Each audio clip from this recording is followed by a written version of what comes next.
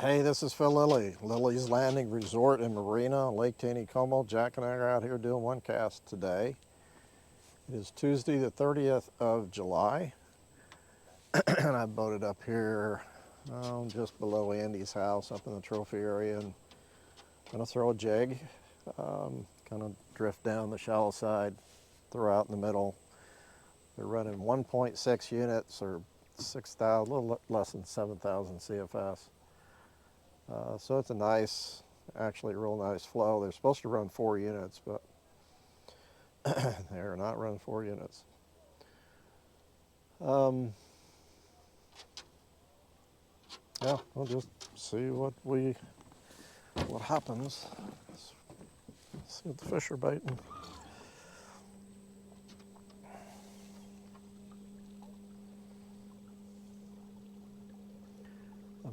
I've been playing catch up from being gone, and I'm actually leaving again tomorrow for a few days. So after this trip, I'm home for quite a while. I've been gone a lot this summer, so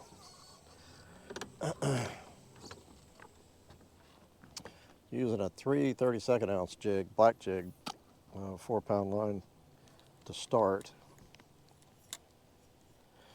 Then I've got a sculpin ginger jig on 2-pound line that I'll throw here in a little bit.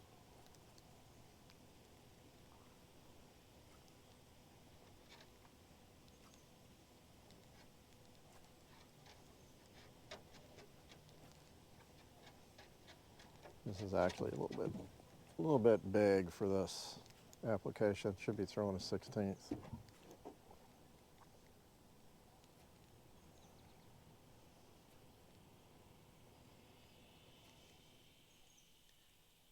Kind of thought they were running more water. Nothing on the first cast.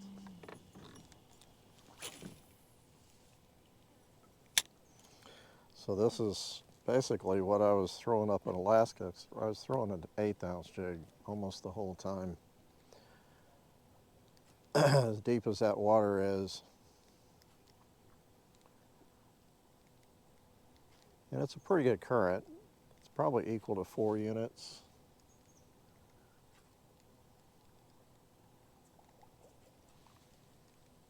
But it's a little bit more of a straight current, like a river. A little different than this current.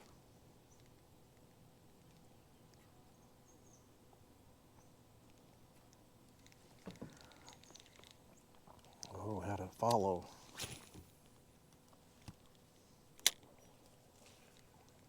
I used a black jig almost the whole time I was up there. Of course, they've got leeches. And they have lamprey. Lamprey are more of a sculpin color. And they swim. The last evening I fished with Sean Guffey, and we weren't doing that good on black, so we did switch over to a sculpin. And ended up catching several fish on the sculpin, small ones.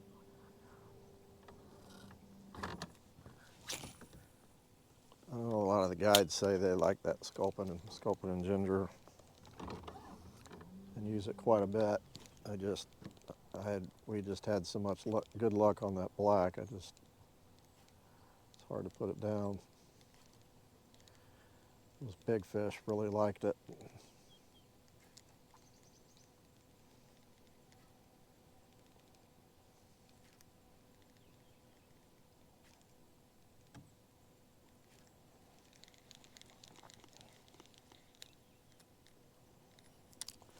Couple nice rainbows right here.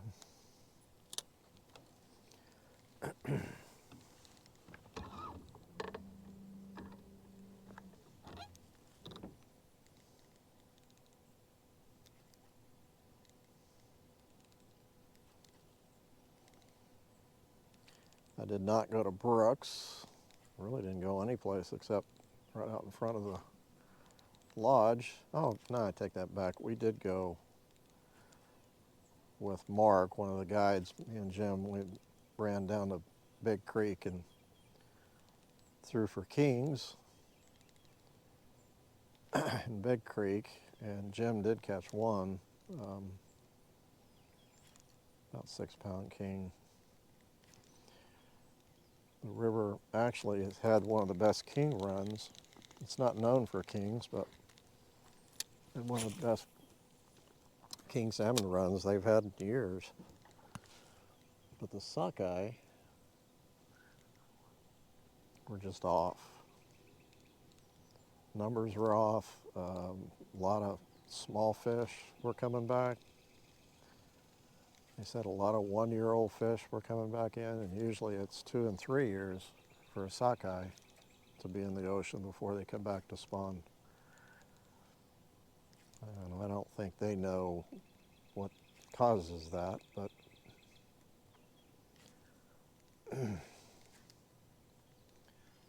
I do know that the water temp was much colder than normal at the beginning of the season.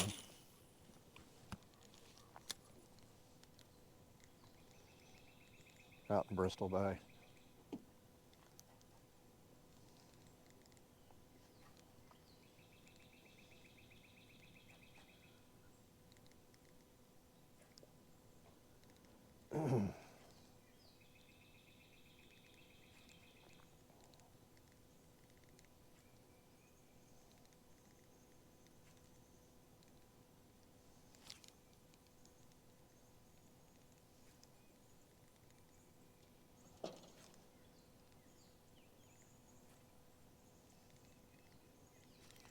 They are not wanting a black jay, I guess. Let's throw that sculpin and ginger.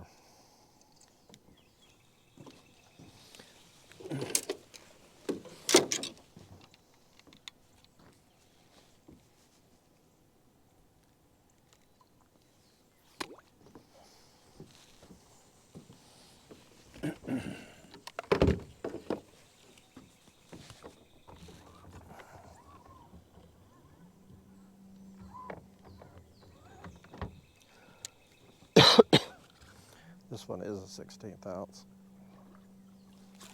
2-pound line.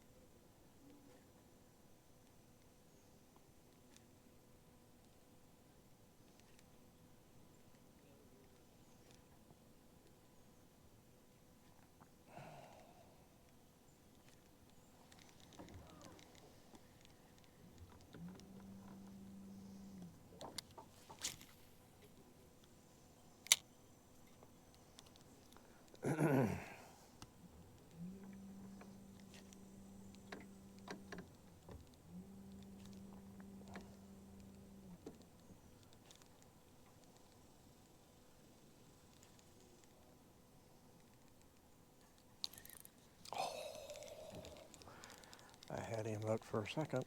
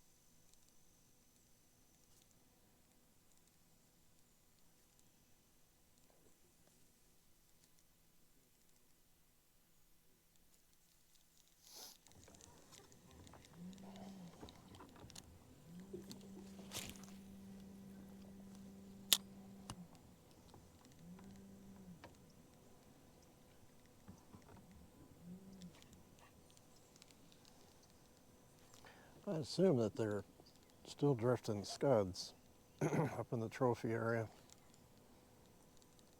I'm seeing some nice fish being caught.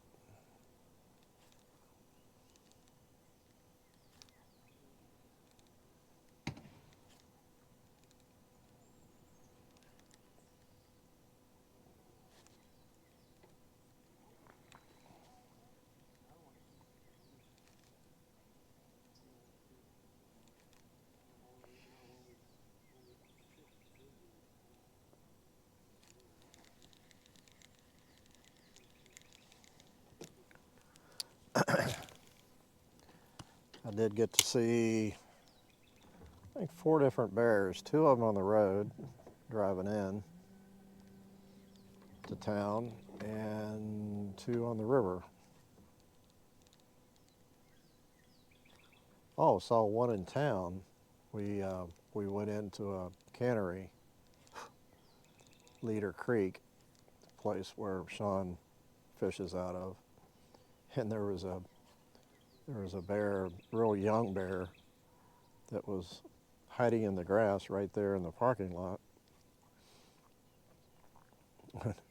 We walked up to the edge of the ledge there to look over the river, and we just about could have reached out and touched him. He was below us in the grass, and he was a real young bear, one that somehow got separated from his mom because he was too young to be out on his own.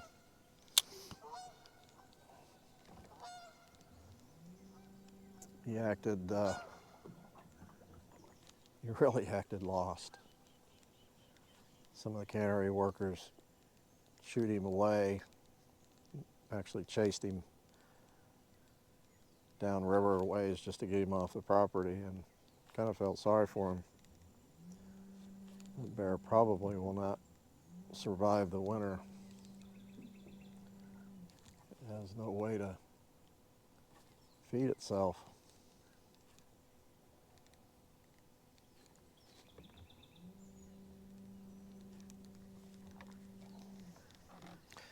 I saw a lynx.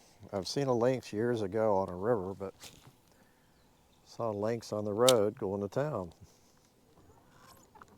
He was walking out in front of us in the middle of the road and heard us coming and ducked in the brush. That was kind of cool.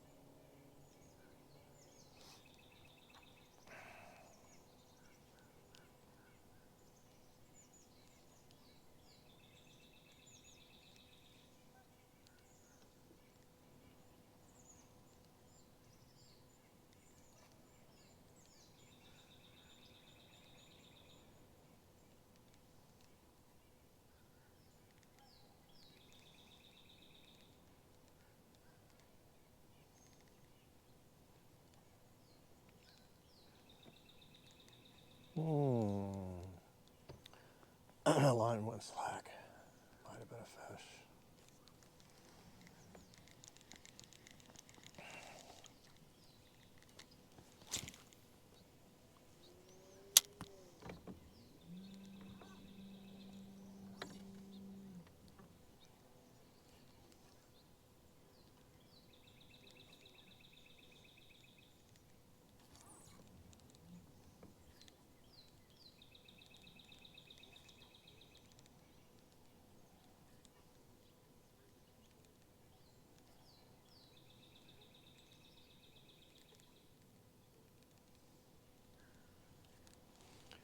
I'm going to fish down to what we call dry wash.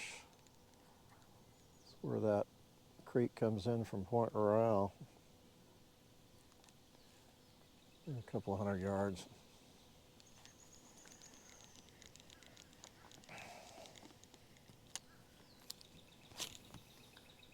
Actually thought about drifting the scud.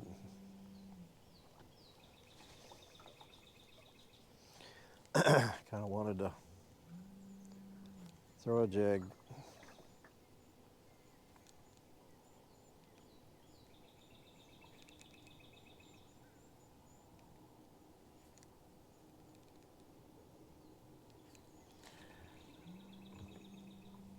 When I got up to Alaska,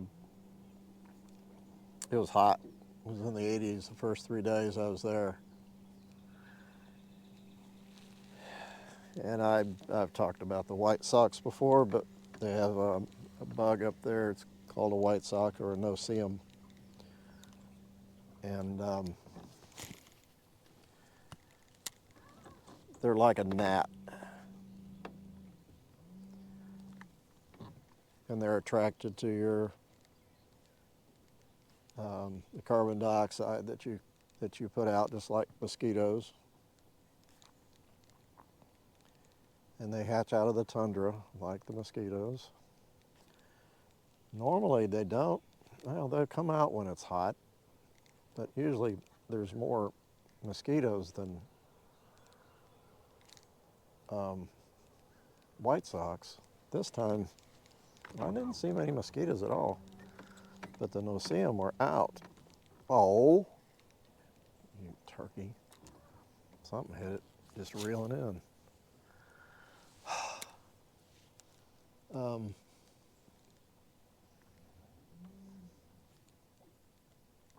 Anyhow, they normally don't bite. They'll land on you, they'll crawl on you a little bit. Normally they just kind of buzz you and leave you alone, but evidently when it gets hot, they get angry and they bite. And I had several bites on me. Any exposed skin is fair game. And on my neck was the worst. And when they bite, they take a chunk and then they leave saliva, and that can get infected. It itches like a mosquito. You can have a pretty good allergic reaction. Some of the kids at the come on, 3 in a row. What is the deal? Some of the workers, kids, guides, a couple of them got bit close to the eye, and one girl's eye swelled shut.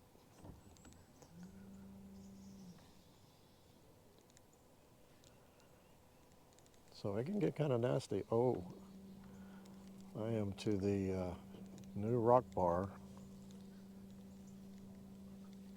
It's very shallow here.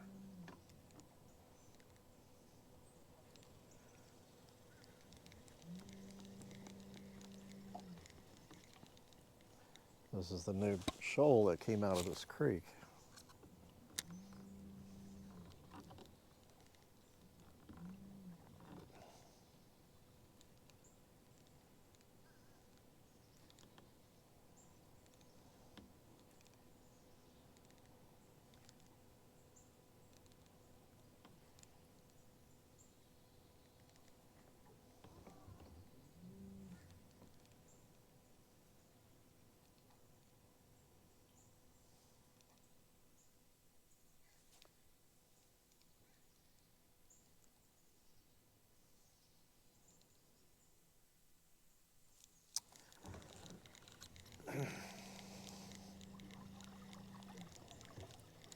But when I left, it was the morning I left, it got down to 40 degrees that morning, and it was supposed to get up to 55. So, and that's most of the weather they've had.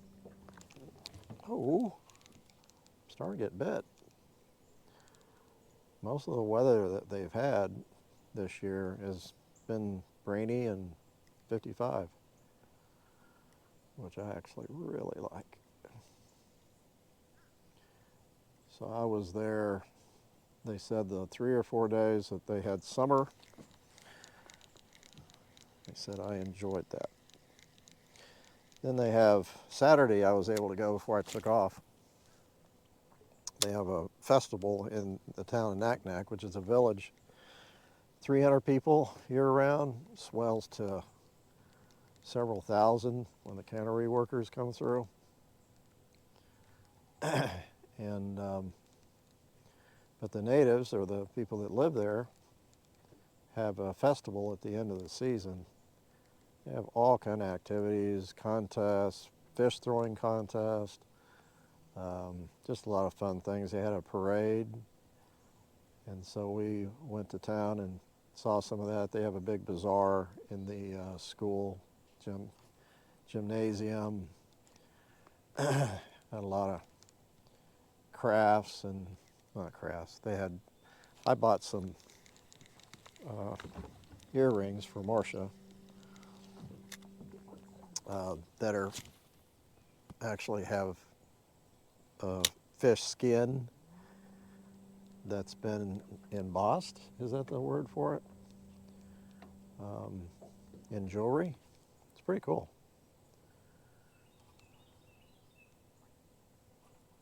I bought some last year too. They have a lot of smoked salmon and dried salmon and salmon jelly. They have like 6 different berries that grow wild up there in that area. And none of them were being harvested when I was there. It's like the salmon berries are the first ones, and they're probably going to start picking those this week. But they have a lot of blueberries, cranberries, salmon berries, I don't know. Lots of berries that grow in the tundra.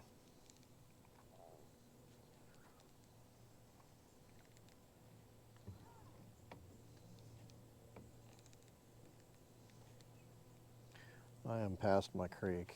I was just hoping to connect with one fish. Might be going too fast, I don't know.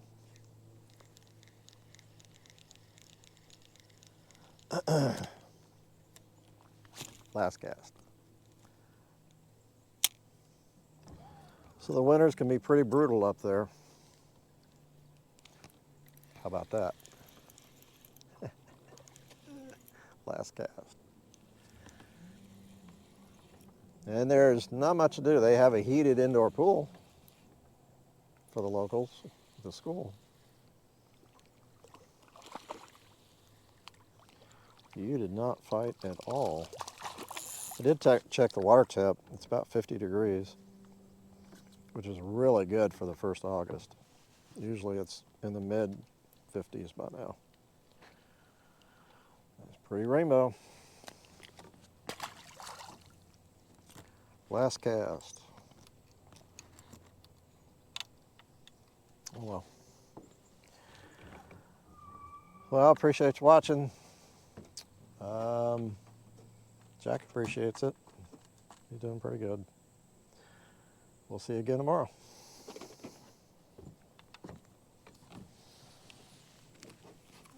I will put some links in the description of the video if you want to look up some of that Naknek River Camp and the town of Naknek and some of the things that are down there. It's pretty interesting, pretty cool.